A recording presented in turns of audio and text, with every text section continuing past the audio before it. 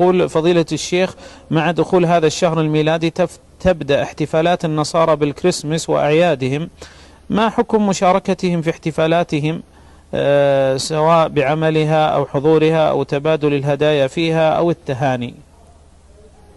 لا يجوز كل هذا، لا يجوز مشاركتهم وحضورها. الله جل وعلا قال: والذين لا يشهدون الزور، يعني لا يحضرون أعياد الكفار، لأن حضورهم فيها إقرار لها ورضا بالمنكر، هذا لا يجوز.